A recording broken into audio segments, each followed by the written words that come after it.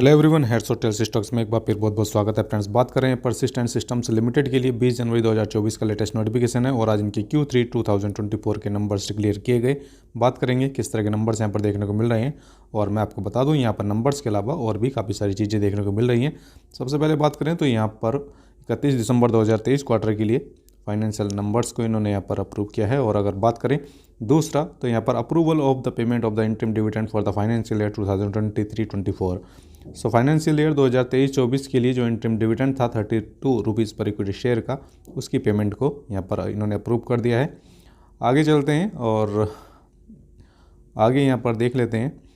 सो अभी एक और अप्रूवल देखने को मिल रहा है जहाँ पर ये बात कर रहे हैं मर्जर ऑफ कैप्योट सॉफ्टवेयर प्राइवेट लिमिटेड, जो कि होली ओन्ड सब्सिडरी है यानी कि ट्रांसफेरर कंपनी है, और परसिस्टेंट सिस्टम्स लिमिटेड जो कि आपकी होल्डिंग कंपनी है, ट्रांसफरी कंपनी है। सो इन दोनों का मर्जर को भी यहाँ पर अप्रूव कर दिया गया है।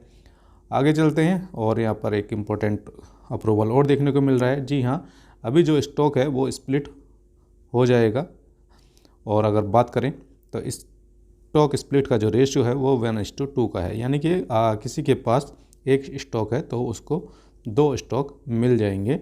और अभी जो फेस वैल्यू है वो 10 रुपीज़ पर इक्विटी शेयर की है। स्टॉक स्प्लिट के बाद 5 रुपीज़ पर इक्विटी शेयर की फेस वैल्यू हो जाएगी। सो अगर बात करें तो यहाँ पर इसके पीछे जो पर्पज़ है वो क्या है, to enhance the liquidity of the company's equity shares and making it affordable to the investors. So यहाँ पर लिक्विडिटी बढ़ाने के लिए ये फैसला लिया गया है स्टॉक स्प्लिट का। और अगर बात करें तो यहाँ पर एक्सपेक्टेड टाइम ऑफ कंप्लीशन क्या है, जैसे यहाँ पर अप्रूवल हुआ है आज, तो यहाँ पर within 3 months from the date of approval. So लगभग 3 महीने मान करके आप इसको चलें स्टॉक स्प्लिट के लिए। और फ्रेंड्स अभी हम आ गए हैं परसिस्टेंट सिस्टम्स लिमिटेड के लिए इनके कंसोलिडेटेड ऑडिटेड फाइनेंशियल नंबर्स के ऊपर 31 दिसंबर 2023 क्वार्टर के Q3 के नंबर्स हैं, जो वैल्यूज़ यहाँ पर मिलियन में हैं और इन वैल्यूज़ को कन्वर्ट करके हम करोड़ में लेकर चलेंगे और इन वैल्यूज़ को राउंड फिगर में भी कंपेयर करेंगे सो दैट के कंपेरिजन करने में आसानी रहे। ये आपके इस क्वार्टर के Q3 के नंबर हैं, ये लास्ट क्वार्टर के Q2 के और ये लास्ट ईयर के Q3 के नंबर हैं। रेवेन्यू फ्रॉम ऑपरेशंस को यानी कि इनकी सेल को कंपेयर करेंगे सबसे पहले क्वार्टर ऑन क्वार्टर बेसिस पर। लास्ट क्वार्टर में Q2 में इनका जो रेवेन्यू फ्रॉम ऑपरेशन जनरेट हुआ था वो अराउंड आपका 2412 करोड़ रुपीज़ के आसपास था और इस क्वार्टर में 2498 करोड़ रुपीज़ के आसपास है। So quarter on quarter basis पर इनका जो रेवेन्यू फ्रॉम ऑपरेशन से या जो सेल है इनकी वो लगभग 3.5% बढ़ती हुई नज़र आ रही है। और अगर बात करें इसी रेवेन्यू फ्रॉम ऑपरेशंस के लिए ईयर ऑन ईयर बेसिस पर, सो लास्ट ईयर के Q3 में इनका जो रेवेन्यू फ्रॉम ऑपरेशन जनरेट हुआ था 2169 करोड़ रुपीज़ के आसपास था और इस क्वार्टर में 2498 करोड़ रुपीज़ के आसपास है। सो ईयर ऑन ईयर बेसिस पर भी रेवेन्यू फ्रॉम ऑपरेशंस यानी कि इनकी सेल बढ़ी है और लगभग 15.16% ही बढ़ती हुई नज़र आ रही है। आगे चलते हैं, बात करेंगे टोटल एक्सपेंसेस के लिए। ये इंपॉर्टेंट पार्ट है। Q बेसिस पर देखें तो इनका जो टोटल एक्सपेंस है ओबियसली यहाँ पर बढ़ा है और लगभग 2.5% ये बढ़ा है, जबकि इनकी सेल हमने देखा था लगभग 3.5% बढ़ी है क्वार्टर ऑन क्वार्टर बेसिस पर। सो एक्सपेंसेस यहाँ पर लिमिट होते हुए नज़र आ रहे हैं।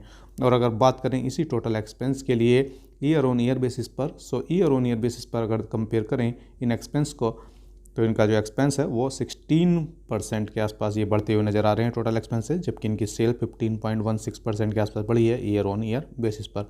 सो यहाँ पर थोड़े से हैवी हुए हैं expenses year on year basis पर।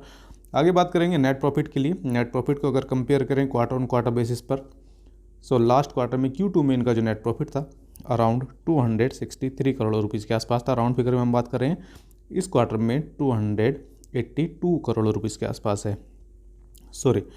286 करोड़ रुपीज़ के आसपास है।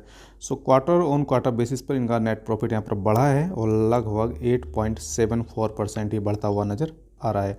और अगर बात करें इसी नेट प्रॉफिट के लिए ईयर ऑन ईयर बेसिस पर, लास्ट ईयर के Q3 में इनका जो नेट प्रॉफिट था वो अराउंड 238 करोड़ रुपीज़ के आसपास था और इस क्वार्टर में 282 करोड़ रुपीज़ के आसपास है, 86 करोड़ रुपीज़ के आसपास है। सो ईयर ऑन ईयर बेसिस पर भी इनका जो नेट प्रॉफिट है वो बढ़ता है नज़र आ रहा है और लगभग 20.16% ये बढ़ा है ईयर ऑन ईयर बेसिस पर। सो नेट प्रॉफिट यहाँ पर जब बढ़ते हुए नज़र आ रहे हैं, चाहे वो क्वार्टर ऑन क्वार्टर बेसिस हो या ईयर ऑन ईयर बेसिस हो।